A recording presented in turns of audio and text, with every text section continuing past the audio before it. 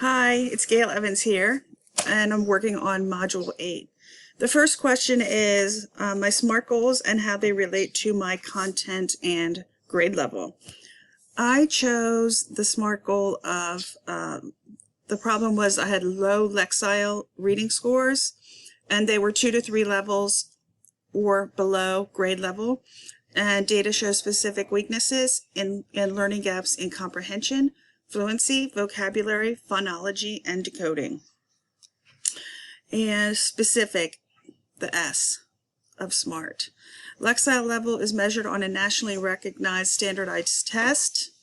And is it measurable? Yes. 80% of my students will demonstrate a 5% increase in their Lexile score as measured by Scholastic Reading Inventory. And then I have the indicator process. The A is assignable, and that's me, I'll be the teacher. R, realistic, yes, with the use of Read 180 and Scholastic Reading Inventory to determine Lexile level. And also I'm going to utilize the Edmentum Reading Learning Path, and I'm going to do it this upcoming school year. But I also want to say I did use this goal last academic year, and actually 100% of the students increased their Lexile level by at least 5% and some more. Next question is my selected blending learning option and how it fits into my classroom and with my school culture. I chose the sustainable model, and it is the station rotation.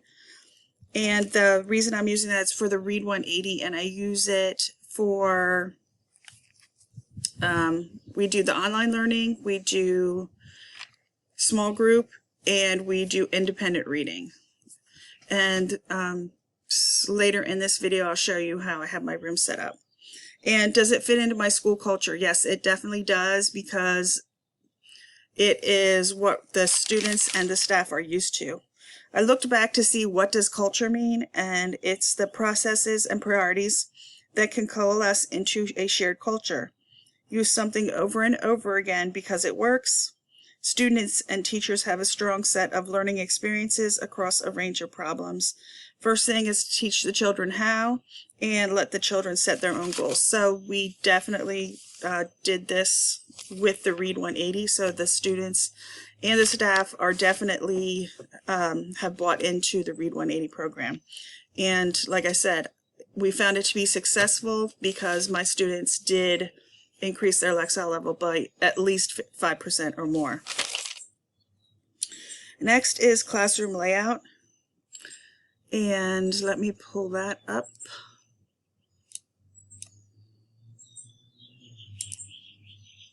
To continue, I just pulled up my classroom layout and the blended tools that I'm using. So if you were a person that watched my video about it, right here, these are the windows. Currently, I do not have windows, but you know, since I could make my own dream classroom, I put windows the whole way across the wall. Natural light just makes everybody more cheerful, especially in the winter months, January, February. Any natural light is appreciated. So anyway, here is the computer banks, and then I gave them squishy chairs because I thought that would be fun. Then this is our small group table, and then this is a rug, and with the bookshelf here so that they can be comfortable with independent reading. And in my perfect classroom, I would have probably some squishy pillows, beanbag chairs, and just comfortable seating so that they can relax and be comfortable when they're reading. And then this is my desk, which I don't really plan to sit at if the children are in the room, because I'm be monitoring them, making sure they stay on task, or I'm going to be working with a small group, or making sure they're on task with their independent reading. The last thing to think about was to outline the design considerations, especially the student roles and rules and expectations.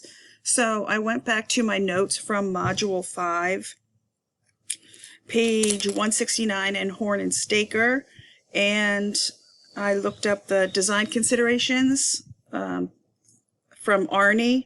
setting up your classroom for setting up your classroom and students for success. So we want to establish routines and rules, teach how to sign in and out, and from my reading, it sounds like some programs have just a generic sign-in, and I found that the Read 180 did have a generic sign-in. It was EMS Student 1, and it was not unique to each individual student. And from my reading, it sounds like it takes students longer when it's a generic password. So I would have to take some time to make sure they're familiar with how to sign in using the generic sign-in. And other things I need to consider: how to deal with error messages and bugs. And as the teacher, I can use screenshots, short digital videos, PowerPoint presentation, or whole class demo to train my students to sign in online.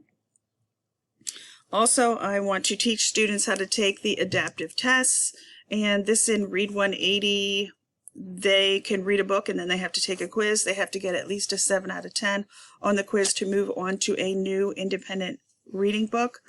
And then they're also quizzed in their online section of the Read 180.